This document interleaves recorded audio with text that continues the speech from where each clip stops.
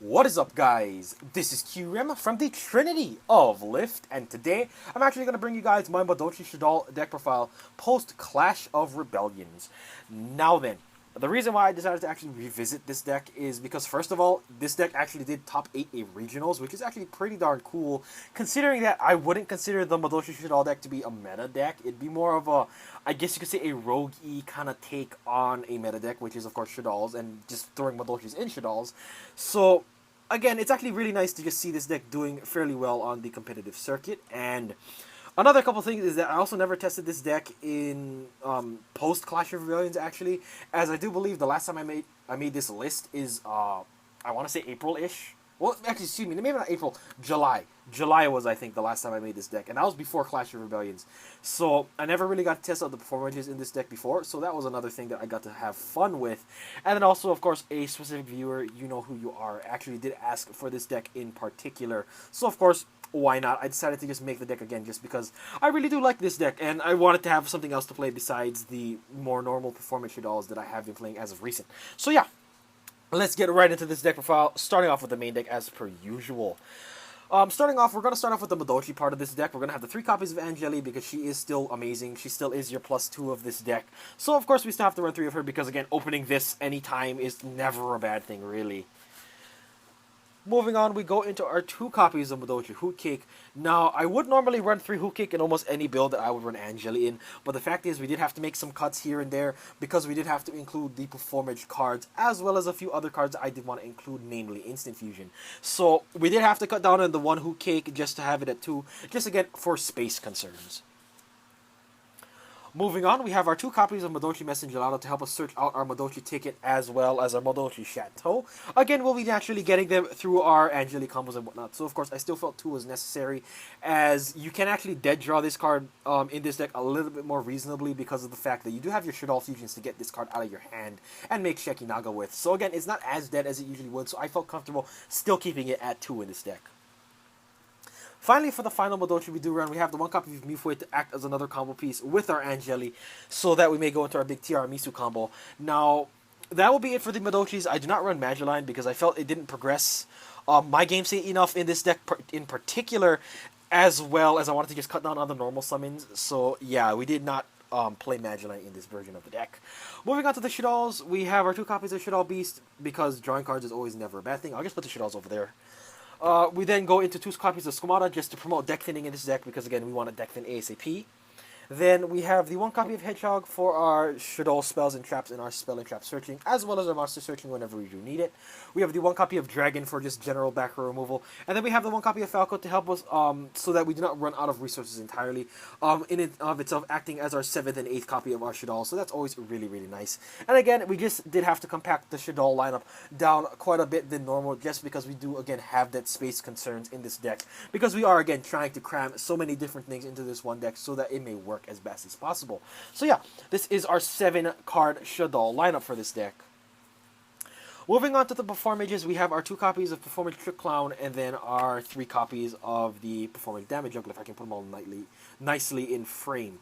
So yeah, albeit we do only have 2 copies of Trick Clown and the 3 copies of Damage Juggler, which might seem kind of odd at first. The reason I have the 3 Damage Juggler and only 2 search targets is because of the simple fact that if we ever do go first, namely if we lose game 1 and we might be playing against Shaddolls, Nekars, or whatnot, or we just end up just going first because our opponent won the die roll, we do actually want to see Damage Juggler first because sometimes in this deck you are going to inevitably draw mismatching hands, where you might draw a Madolche and a Shaddoll fusion without any Shaddoll, or you might only draw Shaddolls and maybe like a Madolche ticket or whatnot. Like, there's going to be some weird hands that you will eventually get in this deck.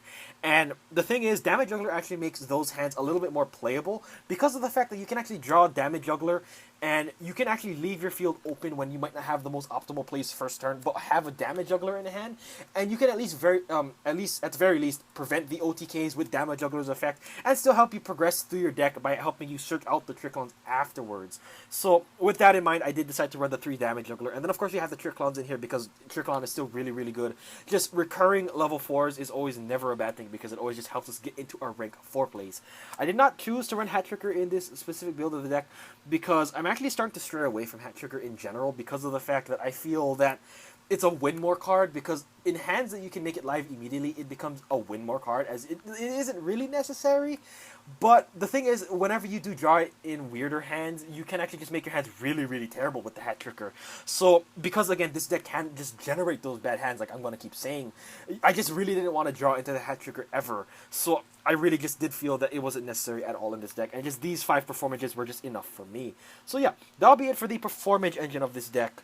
Moving on to the more generic stuff, we start off with the 1 copy of Chronomaly Crystal Bones, just because in here it is another card that we can pair with our Angeli, as it is another way to get us a free level 3 on board.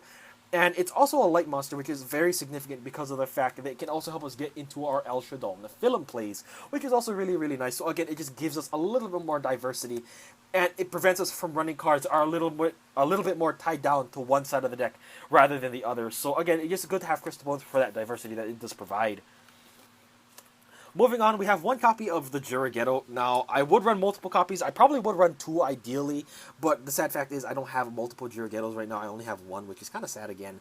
But again, we are running the Juragetto in here for the fact that it is in Apocryphort Towers out, as basically all we have to do is summon a 2500 attack point monster alongside the Juragetto, and then we can pop up that monster to help us beat over that towers eventually. So that's a really nice thing, as well as, again, it has that life point gain effect. And it's just in general a really good monster to promote rank 4s too. So yeah, we are also running the 1 Juragetto in this deck. And then finally, for the last 2 monsters, we are running 2 copies of the Maxi, because Maxi is probably the best hand trap in my opinion right now, because Maxiing a Norden play is really broken, as well as just in general, just drawing cards from our deck is never a bad thing. So of course we have the 2 Maxis to round off our monster lineup.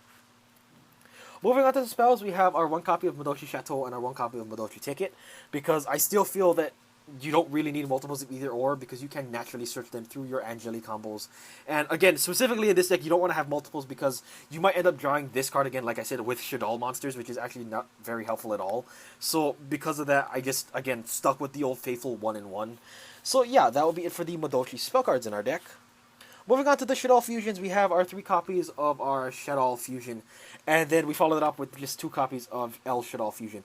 Now, I felt Shaddoll fusion was a little bit more significant in this deck because we are trying to use it to deck in as fast as we can, and just for space constraints, I would not recommend running the 3rd El Shaddoll fusion, just because, again, you can draw this card plus Madolches, which can be very horrendous, so I did want to avoid that by cutting one of the fusions. And again, like I said, I wanted to have Shaddoll fusion at 3, so of course it was just obvious to cut one of the El Shaddoll fusions. So we do have these 5 fusion spells in our deck to round off the Shaddoll fusion lineup. Moving on to our other spells, we have 2 copies of Instant Fusion because Norden is a really good play, and in general, this is another card that we can use to combo with our Angelis. As to, again, we are running that level 3 in the extra deck for the Instant Fusion, so again, it's just another way to get a free level 3 on board for our Angeli plays. So yeah, we have the 2 copies of Instant Fusion. Then we have the 3 copies of Upstart Goblin because Upstart is still a really good card. It's just, again, that 37 card consistency, man. It's important. I sadly could not run the chicken game in this deck, even though I would probably try my best to run it, just because of the fact that, well, I couldn't make cuts enough to make the to include the 3 copies of chicken games. So for now, we are running the 37 instead of the 34 card deck, and in my opinion, that's just is fine. I really am not going to complain that much about it. Finally, for the last 2 spells, we have the 1 copy of Foolish and the 1 Raigeki, just to act as just general good spells, really. Again, Foolish is good to open with to get you through your grave cards as fast as you can, and then Raigeki is, of course, for your general board nuking. So yeah, that will round off our spell lineup. And then moving on to the very small trap lineup, we only run 2 traps in the form of 2 copies of Breakthrough Skill because this deck just has problems dealing with a turn 1 Necros of Unicorn, so I did want to have some kind of out to the Necros of Unicorn, as well as I wanted to just have just good effect negation in the main board. So I did opt for the Breakthrough Skill in this deck in particular. So yeah, that will round us off for our main deck. Moving on to the extra deck, we have our 2 copies of we have our 2 copies of El Shaddoll Shekinaga because we are running quite a few Earths, obviously, because we have the Madolches in this deck. So we do have to have the 2 copies of Shekinaga in here to support those Earth monsters. Then we also have 2 copies of El Shaddoll Nephilim because we can still go into this, and of course she is still very, very good offensively in this deck. So of course we have to have 2 Nephilim in here. We don't need 3 because we don't have as much light targets as well as we don't have as many Shaddolls. And again, kind of like Squamata in the sense that it can actually just make you burn through your Shaddoll resources very, very fast. So I didn't feel like 3 Nephilim was that necessary. So we do only have the settling with 2. I guess that was sort of a sentence, sort of, yeah. Moving on to the last El Shaddoll we do run, we have the one copy of El Shaddoll Winda, because Winda is another good card, obviously. And again, very much like the film, again, it's kind of like a recurring thing with these El Shaddolls, except Shekinaga, in the sense that you're eventually going to burn through your Shaddoll resources very, very quickly if you were to spam Winda or in the film. So I felt that maxing on the general ratio of either was not that good, because that's why I didn't feel two Winda was necessary. Oh, excuse me, I have one card stuck to it. That's why I felt the second window was unnecessary, because again, it would just make you burn through your Shaddoll so fast that you really didn't want to go into this more often than once. So that is why, again, I just have the one copy in here for just whenever I do need it. Moving on, we go into our instant fusion targets. We have the one copy of Panzer Dragon, the one copy of Norden, and the one Fusionist. Now, Fusionist is here because obviously, like I said, we have the level 3 in here to pair with our Angeli, so instant fusion can be a combo card. We have Norden because Norden is still very, very good, of course, because it's Norden. And then we have the one Panzer Dragon to help us give us a little bit more diversity in our instant fusion plays, as we can instead turn our instant fusions into pretty much any card that we might need for any given play, as we can actually instant fusion also for the El Shaddoll window right here to act as a Shaddoll. We can instant fusion for the Panzer Dragon to act as a light monster. We can instant fusion for the Fusionist to act as a combo piece with our Angeli. And then of course we can also instant fusion for the Norden, because Norden is just so good, of course. So again, it just gives us a little bit more diversity with that instant fusion so that it can be a little bit more general use.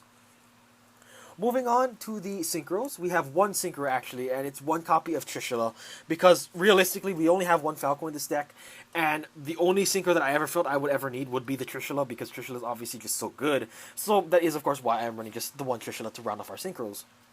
Then of course, moving to the XZs, we have our two copies of our Madolche Queen Tiramisu, because she's so good, of course. I mean, really, if you want to pause the video right now and read her effect, do it, because god dang, she is so good. Every time you guys are going to see this on the channel, I'm always going to give Tiramisu just so much praise, of course, because she's so good. Then we also followed it up with the Levier, because, of course, we need this to go into our Tiramisu combo in general. So having the Levier is never a bad thing.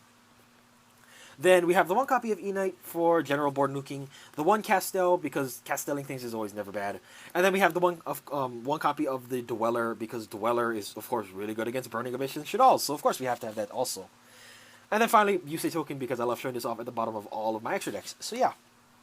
So yeah, guys, that will be it for my Madolche Shaddoll deck profile post-Clash of Rebellions. I hope y'all did very much enjoy, in particular that one viewer who did also want to see this deck in particular. I hope you specifically enjoyed this video. So yeah, guys, hope you all did enjoy, and as usual, this is Kyurem from the Trinity of Lift, and I'll see all of you guys later. Peace out.